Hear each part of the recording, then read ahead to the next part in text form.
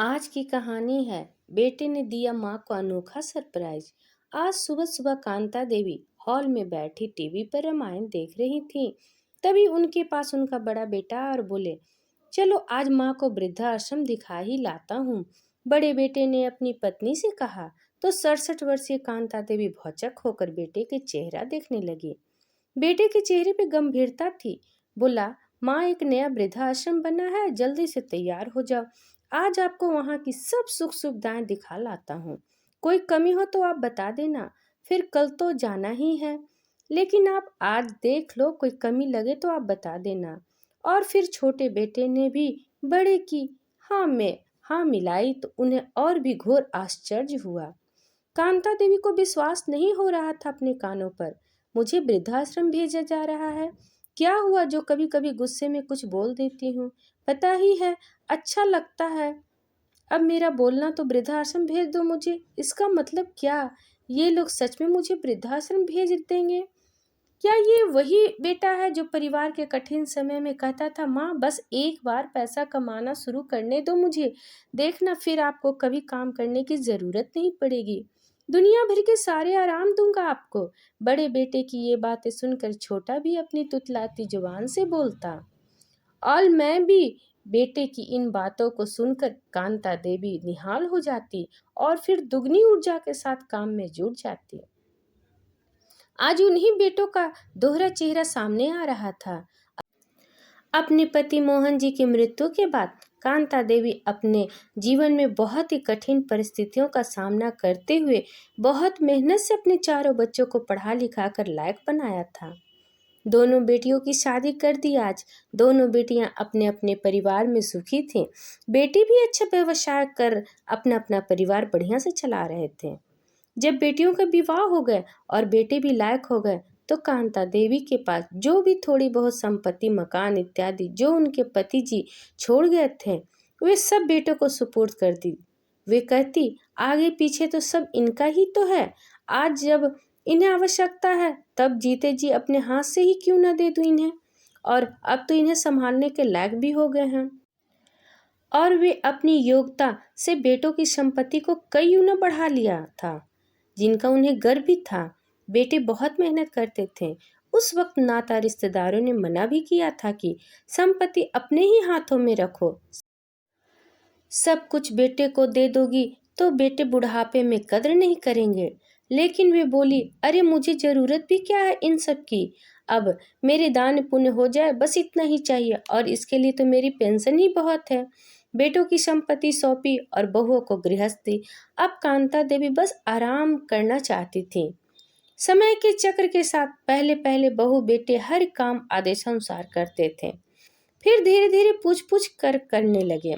समय चक्र घूमने लगा तो अब बताकर करने लगे, फिर धीरे धीरे करने के बाद बताने लगे। समय और आगे बढ़ा तो उतना ही बताते जितनी आवश्यकता समझते। गृहस्थी की प्रणाली में भी परिवर्तन हो गया। पहले कांता देवी के नियम कायदे से चलते वाली गृहस्थी अब बहुओं के नियम कायदों से आधुनिक तरीकों से चलने लगी। वे जब भी बीच में कुछ बोलने का प्रयास करती तो उनका बोलना किसी को भी पसंद नहीं आता। बहुएं कहती, अब ये आपका जमाना नहीं रहा, हम हमारे हिसाब से कर लेंगे, और बेटे कहते, आपको किसी प्रकार की चिंता करने की जरूरत नहीं, आप बस देखते जाओ, माँ सारे काम हो जाएंगे। कभी कभी कार्य प्रणाली को लेकर बहू बेटे से ज्यादा बहस भी हो जाती तो कांता देवी के आत्मसम्मान को बहुत ठेस पहुंचती। बहुत गुस्सा आता उन्हें और कई बार गुस्से में वे कह बैठती, मेरी ही सुनना है तो मुझे किसी वृद्धाश्रम में ही क्यों न छोड़ आते। इतना सामर्थ्य तो रखती हूँ कि मेरी पेंशन से वृद्धाश्रम में मेरे रहने का खर्च तो चल ही जाएगा। और फिर सन्नाटा छा जाता। क्या बेटों ने मेरे कहे शब्द को सही मान लिया? आज बेटे के मुंह से वृद्धाश्रम की बात सुनी तो हृदय तार तार हो गया। नाता रिश्तेदारों की कई बातें याद आ रही थी तो कभी हृदय स्वयं ही की ही परवरिश पर प्रश्न चिन्ह लगा रहा था। बेटे ने पूछा, माँ चलें? छोटा बेटा बोला, मैं भी चलता हूँ। भैया, आप दोनों के साथ कठिन परिस्थितियों गुजरकर चट्टान की तरह मजबूत हुई। कांता देवी अपने आंसुओं को चश्मे में ही समेटते हुए कार में जाकर बैठ गई। दोनों बेटे भी आ गए। कार में बिल्कुल शांति थी, लेकिन कांता देवी के हृदय में तूफान मचा हुआ था। आंसुओं को रोके, अपने आप को संयत कर कांता देवी ने ही खामोशी तोड़ी और बेटों से पूछा, तुम दोनों ने ये निर्णय सोच समझ कर तो लिया है ना? क्या ये सही लग रहा है तुम्हें? छोटा चुप था, पर बड़ा बेटा बोला, इसमें गलती भी क्या है माँ? कांता देवी बोली, समाज और आसपास के लोग क्या सोचेंगे? उदाहरण ही प्रस्तुत होगा माँ समाज के सामने। अब छोटा बोला, ऐसा उदाहरण? कांता जी सोचने लगी और गाड़ी में फिर से शांति छा गई। उनकी आंखें फिर बरसने लगी। शहर में थोड़ा बाहर निकलकर गाड़ी रुक गई। एक आश्रम के आगे नई बिल्डिंग दिख रही थी। जोरों से काम चल रहा था। बगीचे में तरह तरह के फूल खिल रहे थे। एक प्रतिमा भी लगी थी, किसी की जो कि कपड़े से ढकी हुई थी। इन तीनों को देखकर एक व्यक्ति लपक कर आया तो बेटे ने परिचय करवाया कि ये यहाँ के मैनेजर हैं, और फिर उससे कहा, ये माता जी हैं, आप इन्हें आश्रम विजिट करवाकर सारी सुख सुविधाओं के बारे में बता दीजिए। मैनेजर कांता देवी को लेकर आश्रम घुमाने लगा और सारी सुख सुविधाओं के बारे में बताने लगा। साथ ही उसने यह भी बताया कि बुजुर्ग को अपने दैनिक उपयोग की वस्तुएं जैसे कपड़े इत्यादि भी लाने की जरूरत नहीं है, सब यहीं पर मिलेगा। इसके अलावा यदि किसी बुजुर्ग को इन सुविधाओं के अलावा भी कोई सुविधा लगेगी तो वे अलग से मुहैया करवा दी जाएगी। सारे इंतजाम बहुत अच्छे हैं। नियति को ईश्वरीय आदेश समझकर स्वीकार करने की अद्भुत क्षमता थी कांता देवी में। सो अब वो इस आश्रम में ही रहने का मन बनाने लगी। मैनेजर के साथ आश्रम घूम कर आई तो देखा दोनों बेटे आश्रम के ऑफिस में बैठकर कुछ लोगों से चर्चा कर रहे थे। कांता देवी को देख बेटे ने पूछा, कुछ कमी तो नहीं है माँ? कमी हो तो बता दो, पूरी कर देंगे। अगर आपको अपने हिसाब से कुछ करवाना है तो बता दे। कांता देवी में ना में सिर हिलाया। बोल नहीं फूटे उनके मुंह से और आंखें फिर से नम हो गई, परंतु उन्होंने नमी के चश्मे के बाहर नहीं आने दिया।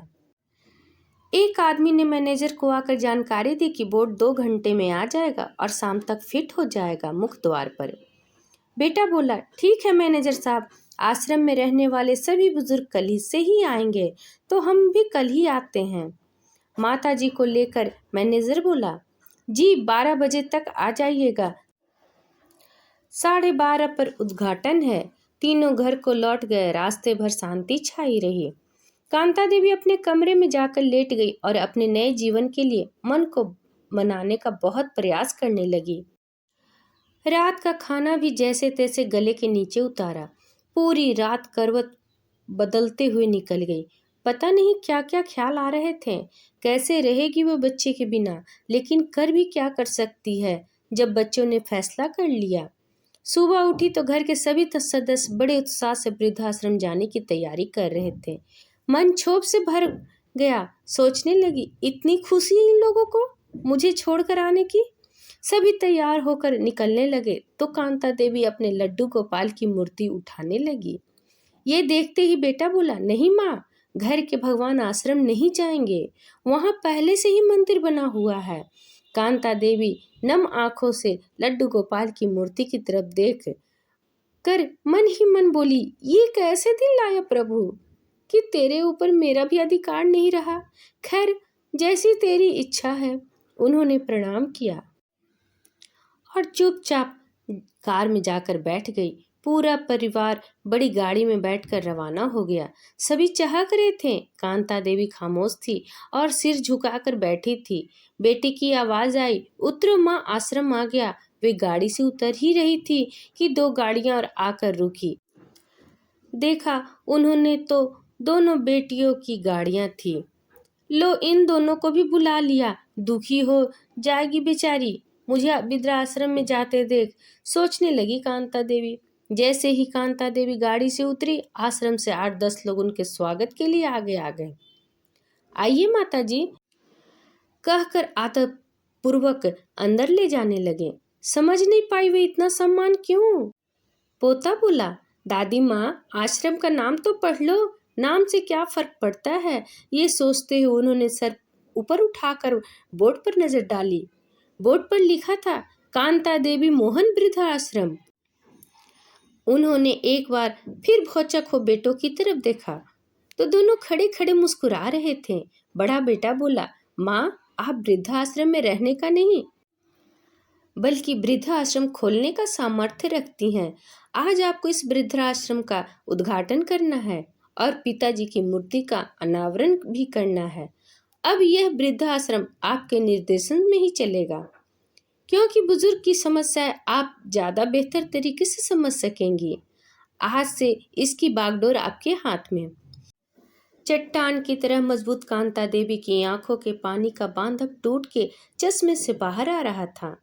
दोनों बेटों को गले लगाकर झरझर आंसू रुकने का नाम नहीं ले रहे थे।